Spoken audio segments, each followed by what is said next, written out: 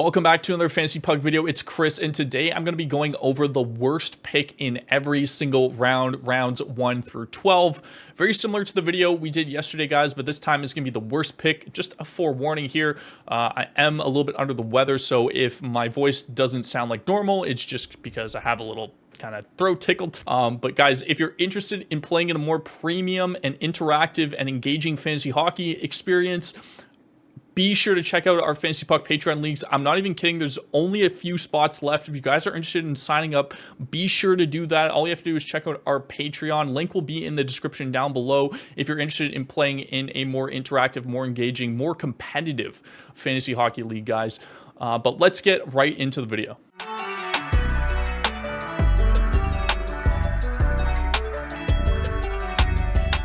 In round 1, we have Nikita Kucherov of the Tampa Bay Lightning. Now, before any of you go immediately to the comment section, I see you typing right now and say, Chris thinks Kuch is a bad pick, Chris thinks Kuch is a bust, Chris hates Kucherov. No, that's not it at all. I had to pick somebody in that ADP of 1 and 12, so let's go over the numbers and let's, understand why I chose Kucherov. At pick 8, there is so many good options available. You can't really go wrong. Even if you just blindly follow the ADP of most players, you're going to end up with a great player.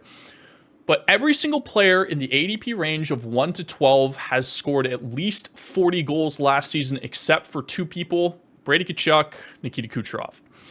Also, every single player in the ADP range of 1 through 12 had over 290 shots last season, except for 2 people, Leon Draisaitl and Nikita Kucherov. There is also a little bit of injury risk with Kucherov. Kucherov just has different strengths than the other players in round 1. He is an absolute machine when it comes to assists and total points, and also an elite power play guy.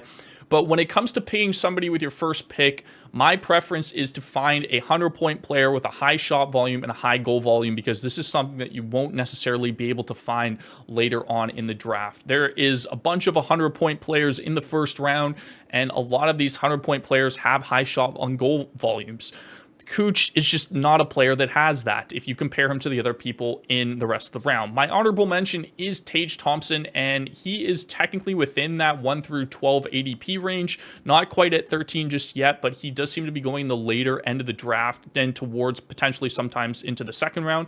And I have Tage there as an honorable mention just because he's really only shown 1 year that he's a 100-point player. If he repeats a season similar to what he did last year, he would be an absolutely great pick in that round. But for me, guys, Kucherov is the worst pick in round 1. On to round 2, we have Ilya Sorokin of the New York Islanders with honorable mention Andrei Vasilevskiy. Now, again, before you guys rush to the comments and say that I think these guys are busts, honestly, Sorokin might be the best goaltender in the NHL if you're looking purely at numbers and save percentage. We normally don't typically like to take goalies in the first 2 rounds just because it limits you so hard later on in the draft. You just can't get a lot of players that have a 100+ point upside outside of the first 2 rounds. So if you take a goalie in round 2, you just handcuff yourself in that sense that you're just so much further behind in terms of point totals, or in terms of, if you end up getting a guy like Brady Tkachuk, for example, in terms of peripheral stats, than you would be in other circumstances. But it does depend on your guys' league, and it does depend on your guys' goalie cats. With Sorokin, there are 4 other elite goaltenders in this range. You have Vasilevskiy, Otter, Igor, and then Sorokin. Out of those 4 guys, you got to ask yourself, well, who is on the worst team? Who had the least amount of wins last season? And the answer to both those questions, in my opinion, is Ilya Sorokin. Yes, you're getting an extremely high save percentage and goals against average, but you're lacking in the wins category compared to some of the other goalies. And I would rather have a 915, 920 goalie with, 35+ wins than, say, Sorokin, for example, who's going to be around a 920 again probably this year, and have around 30, 33 wins we haven't projected for. But like I said, Sorokin might be the best goaltender in the National Hockey League. It's just when it comes to fantasy hockey, he suffers in the win column. And the only reason why I have Vasilevskiy as an honorable mention is because we project Otter and Igor Shesterkin to just have more wins. So it's basically the same conversation for Vasi. Round 3, now we're getting into the good stuff. We have Roope Hintz of the Dallas Stars with honorable mention Ryan Nugent-Hopkins. Look, Everybody knows at this point where I stand with Nuge by now. He suddenly tripled his goal total, he doubled his point total, and he still barely had over 200 shots. I'm just completely off Nuge. I think last year was an outlier. Could he be around a point a game? Sure, but outside of him having an extremely high power play point total and a decent assist total, he really just doesn't do enough for me to justify a round 3 pick, and it's kind of the same situation as Roope Hintz. Hintz is just going a little bit too early for me, guys. I really like him as a player, and I think that he does have some good category coverage, but he's just going way too early for me. If he was a little bit later ADP-wise, I would be all over this guy. It was his first year being over a point a game. He doesn't really hit. He doesn't really have a crazy high shot volume, and he plays under 18 minutes a night because of how Dallas likes to roll their lines. Yes, he's had back-to-back 37 goal campaigns, but that's pretty much all he brings. He's got a good assist total as well, too. It's just not close enough for me being able to take him over guys like Elias Pettersson, Mika Zibanejad, or Tim Stützle. Round 4, we have Brad Marchand of the Boston Bruins, newly named captain of the Boston Bruins, with honorable mention Erik Karlsson. For both Erik Karlsson and Marchand, I think their ADP, again, is just too early for them. If they were later on in the draft, I think they're viable options, but because they're in like that round 4 area, there's just better options. Like Karlsson realistically could be a solid option, but in the range that he's going, like Dahlin's going to be available and Josi is still going to potentially be available based off his ADP. And those are two guys I'm taking 100% of the time before I take Erik Karlsson, especially just based off the fact that he just suddenly hit 100 points. But when it comes to Brad Marchand, for the first time in his last 7 years, Marshy was below a point a game. I think out of everybody in Boston, he suffers the most with the Bergeron retirement. Unless they play him with David Pastrnak, I'm not super crazy about him this year. He doesn't really score a lot. He hovers around the 30-goal range, usually under 200 shots as well, too, and under 90 hits. So his category coverage isn't great. But my biggest concern with Marchand is he is going to be 35 years old, and he's played under 75 games in the past 2 seasons. So I'm not excited for that kind of age-injury combo to come into fruition, potentially for Marchand. But if he stays healthy, he'll be a solid option. I just think there's, again, much better picks in round 4. Moving on to round 5, we have Alex Tuch of the Buffalo Sabres and honorable mention Jeremy Swayman. Just on Swayman, like, he's got Ullmark in front of him, which means at best he's going to split time. You're drafting a 1B goalie in the 5th round where there's still potentially elite forward and defenseman available to you. One that I know is around this ADP range is UC Saros. I think if you take him as your goalie one, like, it's just a much better option than, like I said, taking a guy that's just gonna at the very most split time with Linus Ullmark for next season, unless something goes horribly wrong with Ullmark or he gets injured. Swayman is just like a 1A, 1B at that point. But with Tuch, he's just another guy that doesn't really move the needle for me.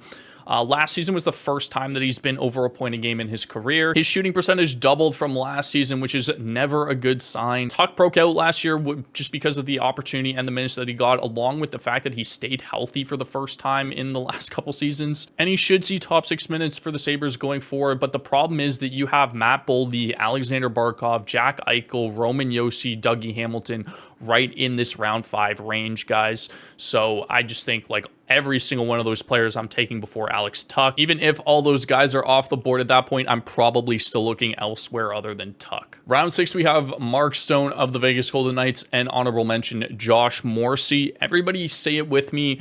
I will not draft a player that will only play 50 games with my 6th round pick. Stone is an absolute must avoid for me this season, guys, and probably going forward in his career, just because of, like I said in the previous must avoid videos, is his chronic back injury.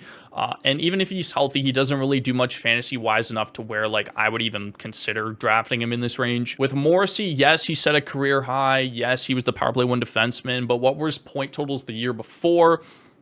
Literally half of what they were last season. And again, you look at the guys in this range, you have Miro Heiskanen, you have Victor Hedman. They're both within 1 pick ADP wise in Josh Morrissey.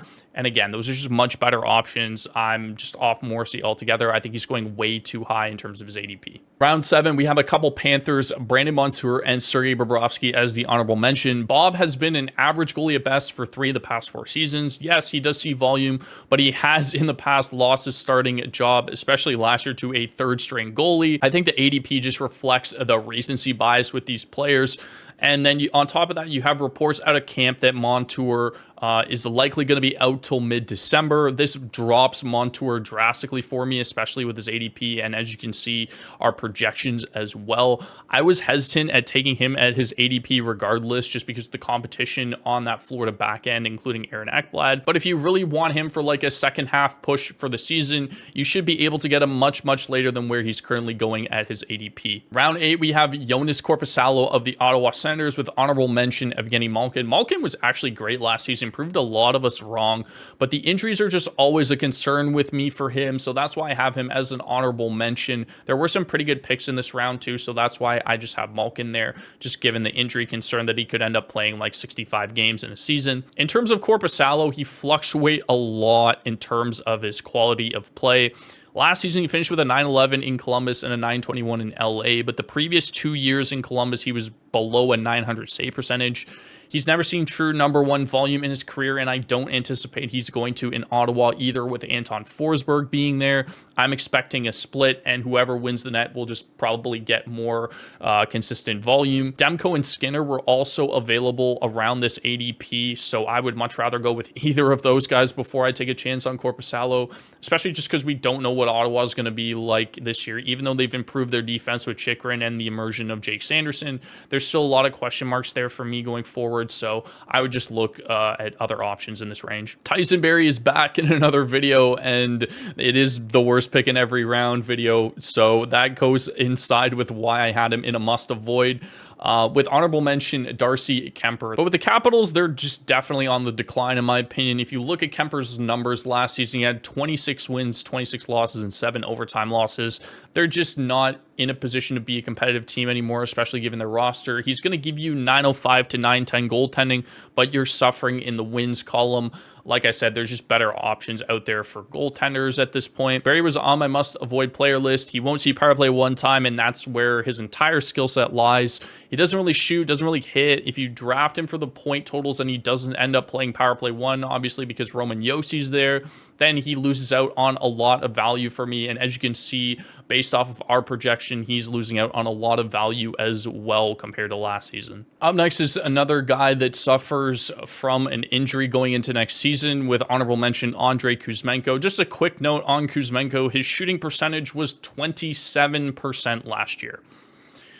That is a lot. This guy is either like Draisaitl, where he has a very high shooting percentage and a very low shot volume, or last year was a complete outlier and he will regress this season.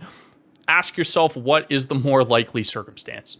I'm not saying Kuzmenko is bad, but for a guy that doesn't hit, doesn't block, doesn't shoot, and then all of a sudden just almost tucks 40 goals, so you guys make that decision. He's an absolute avoid for me. Aaron Ekblad, usually very good when he's healthy. He's just never healthy. This is the problem with him. And he lost his power play one slot to Montour last year, and he's going to be out till mid-December along with Montour as well. So right when he gets back, Montour also gets back, and they likely go back to what they were successful with the year before. It's even harder to get a read on Ekblad now. He is just 27. I take him a little bit later based off of what ADP he's at right now, and you just got to pray that he's going to be fully healthy for the second half of the season if you're going to get good value out of him. Up next, I have Pyotr Kochetkov and Anthony DeAngelo as the honorable mention. DeAngelo is another power play specialist like Barrie, low peripherals as well too. With Burns putting up 61 points last season, I just don't see DeAngelo just sitting there and snagging power play one from the guy. It's pretty unlikely. Unless it actually happens, I'm staying with the narrative that Burns will be the power play one defenseman. So that's why I would look at other D in that range outside of DeAngelo. And then a new kind of development, as early reports out of camp rosters show that Kochetkov is not practicing with the main roster group. Both Frederik Andersen and Antti Raanta are in that kind of 1A group, and then the 1B with all the prospects. You've got Kochetkov and the other two AHL goaltenders. So this likely means that they're starting him in the AHL unless something completely changes in camp. The Canes have decided to run it back with Freddie and Raanta this season. I wouldn't be drafting Kochetkov at all, and is likely a must-avoid player unless one of the Canes goalies get hurt. Be sure you don't waste a draft pick on this guy just because he's going to sit on your roster as like a non-eligible player, because he's likely going to start in the AHL. Round 12, we have TJ Oshie and Ville Husso. I know some people are a little bit higher on Husso than me this season, but It's just a question mark of what kind of Husso are we getting. Are we going to get the 919 save percentage Ville Husso, or are we going to get the 896 save percentage Ville Husso? Last year was the first time that he's been in a starter's role, so I'm going to go with the larger sample and bet the under on that. He's kind of in the same category as Jordan Binnington and Carter Hart for me, where he's just going to be a starting goaltender on a below average team. Oshie used to be a great depth categories player, but the problem is that he's now going to be 37, and with that age has come injury woes for Oshie. He's played less than 60 games over the past 2 seasons, and just given that risk and everything else that's going on in Washington, I will be looking elsewhere in this range as well. I think at round 12, there's still a lot of great sleeper options. If you look at the rest of our content, we have you guys. I would just completely avoid Oshie altogether in this round, and I'm probably not even looking to draft him. That's going to do it for this video, guys. Again, apologies if I sounded a little bit off, just a little bit sick right now, but we're powering through to get you guys all of the content just before hockey starts.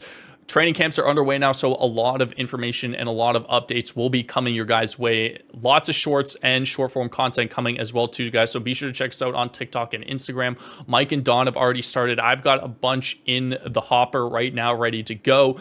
So be sure to stay tuned for that as well, guys. But if you guys enjoyed, leave a like, leave a comment down below. Do you guys think I'm wrong on anybody specifically on this list? Is there anybody that you're just completely avoiding altogether in drafts this year? Let me know in the comments down below. I love hearing your guys' opinions and different thoughts. But thank you guys so much for watching this video. Leave a like and subscribe if you enjoyed this content. I will see you in the next one. Have yourselves a fantastic rest of the day.